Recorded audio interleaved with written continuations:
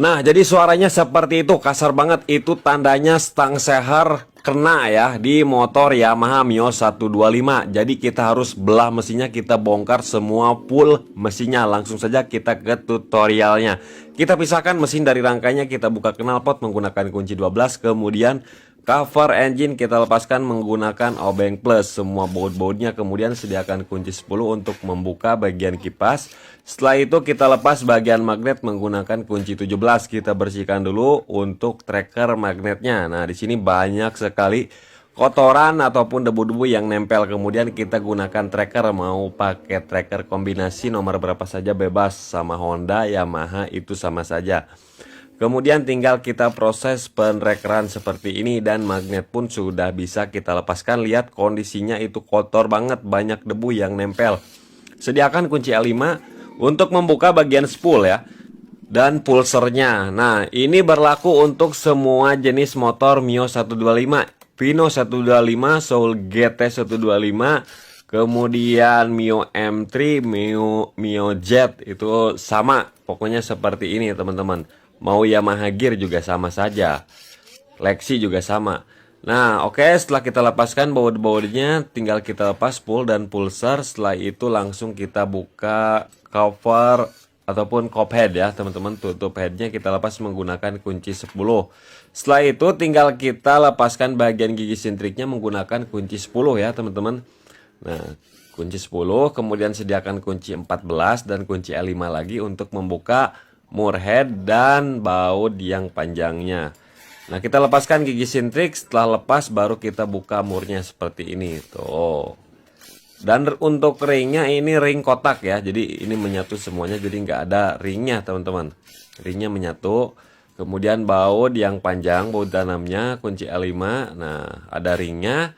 Kemudian langsung kita lepaskan. Nah, di sini sudah terlepas blockhead, kemudian lidah tensioner kita lepaskan, blok piston kita lepaskan, sepi piston kita buka, kemudian baru kita bisa melepas spannya. Nah, udah terlepas piston ya. Kemudian untuk standar 2 asnya kita lepaskan dulu. Nah, untuk motor ini sudah dilas ya. Jadi saya gerinda dulu tuh, udah dilepaskan asnya. Kita ganti aja pakai balok seperti ini. Nah, setelah ini tinggal kita sediakan kunci 8. Nah, kita lepas semua baut-bautnya. Nah, baut di bagian crankcase untuk membelah mesinnya, teman-teman. Nah, jadi sangat mudah dan cepat sekali ya. Cara bongkarnya mudah. Tapi nggak semudah itu. Bongkar juga harus berhati-hati. Tidak asal bongkar, teman-teman. Harus ada tekniknya ya, karena semua pekerjaan beresiko, mau bongkar ataupun pasang beresiko, bisa menyebabkan komponen rusak seperti itu teman-teman. Nah, setelah terlepas untuk baut-bautnya, nah lihat di bawah mesinnya itu kotor banget ya. Ini motor gak pernah dicuci sama sekali mungkin ya teman-teman, karena ini sangat kotor sekali. Nah, kemudian langsung kita buka ini dulu ya, buka tutup ini nih. Nah, saya gunakan yang seperti ini supaya lebih mudah, tinggal ditarik aja udah terlepas. Nah, di sini ada satu baut lagi ya. Kemudian ini untuk pennya ya, ada pin double semacam pen berisi yang kecil. Itu jatuh, harus kita ambil dulu, harus kita amankan supaya nggak hilang. Nah, kita pakai magnet seperti ini. Nah, ini pin double-nya. Kemudian gigi pompa olinya harus dilepas dulu ya menggunakan obeng ketok PH2. Kemudian baut 8 di sini kita lepas. Setelah terlepas baru kita angkat ya crankcase sebelah kanannya. Nah, sambil digoyang-goyang teman-teman ya. Nah, udah terlepas nih kruk asnya. Kemudian rantai keteng kita ambil dulu. Nah, olinya kita masukin.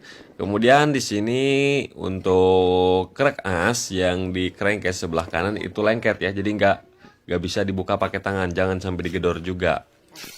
Kemudian untuk di bagian one way-nya kita lepaskan juga ya, karena di sini ada beberapa komponen untuk sistem starternya, jadi harus kita cek juga, harus kita pisahkan soalnya kita mau bersihkan juga. Nah, seperti biasa kita lepas menggunakan kunci 8 ya teman-teman. Nah, setelah itu tinggal kita congkel aja dan berhati-hati saat mencongkelnya ya teman-teman, harus berhati-hati.